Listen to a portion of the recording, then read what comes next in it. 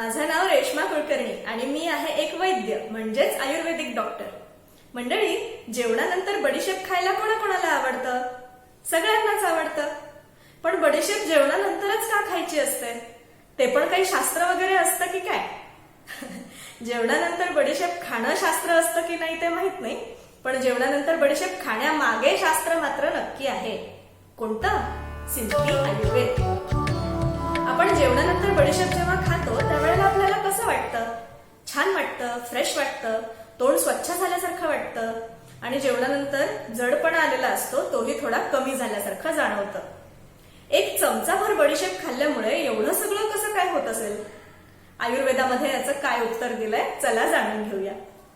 आयुर्वेदामध्ये असं सांगितलंय की आपल्या लाळेमध्ये क्लेदक नावाचा कफ असतो। या कफाचं काम असतं अन्नामध्ये क्लिन्नता निर्माण करणं, म्हणजेच अन्नाला ओलसरपणा देणं, जे अन्नाचं पचन सुरळीत होण्यासाठी गरजेचं आहे।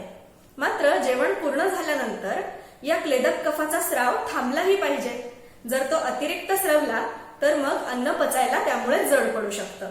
इथेच रोल येतो बडीशेपेचा। बडीशेप चवीला तुरट कषाय रसाची असते। आयुर्वेदामध्ये कषाय रसाचा गुणधर्म कफाचा स्राव थांबवणारा असा सांगितला आहे। जेव्हा आपण जेवणानंतर बडीशेप खातो त्यामुळे अतिरिक्त क्लेदक कफाचा स्राव थांबतो, तोंड थोडंसं त्यामुळे कोरडं पडतं आणि त्याचमुळे आपल्याला तोंड स्वच्छ झाल्यासारखं वाटतं, फ्रेश वाटतं आणि अतिरिक्त कफाचा स्राव थांबल्यामुळे जडपणा देखील कमी झाल्यासारखं वाटतं। जेवणानंतर सुपारी खाण्यामागे किंवा तांबूल खाण्यामागे, जेवणानंतर ताक पिण्यामागे देखील हेच कारण आहे।